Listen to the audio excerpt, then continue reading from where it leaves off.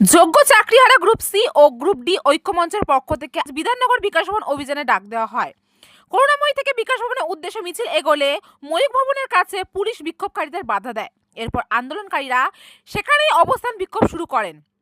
বিক্ষোভকারীদের দাবি, group C ও group D এর যেসব চাকরি বাতিল করা হয়েছে সেইগুলোতে তারা সম্পূর্ণভাবে যোগ্য ছিলেন। আন্দোলনকারীরা জানান, অবিলম্বে তাদের বাতিল হওয়া চাকরি পুনর্বহাল করতে হবে। এই দাবিকে সামনে রেখেই তারা শান্তিপূর্ণ বিক্ষোভ ও আন্দোলন চালিয়ে যাচ্ছেন।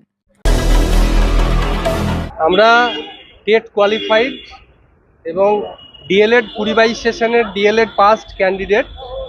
আমরা আজকে যে কর্মসূচি নিয়েছি সেটা হচ্ছে ডেপুটেশন জমা দেওয়া পর্ষদে, প্রাথমিক শিক্ষা পর্ষদ এবং বিকাশ ভবনে।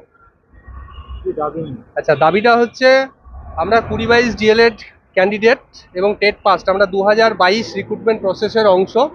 ইতিমধ্যে 15/12/2025 সুপ্রিম কোর্টের রিকন্টেম্প্ট মামলা অনুযায়ী যে জাজমেন্ট এসছে সেখানে পর্ষদকে ক্লিয়ারলি ডিরেকশন দিয়েছে 2022 যে ডিএলএড ব্যাচ আছে তাদের নিয়োগটা ইমিডিয়েট কমপ্লিট করার জন্য, যেটা 4/4/2025 ফাইনাল জাজমেন্টে এসেছিল সেটাকে ইমিডিয়েট কমপ্লাই।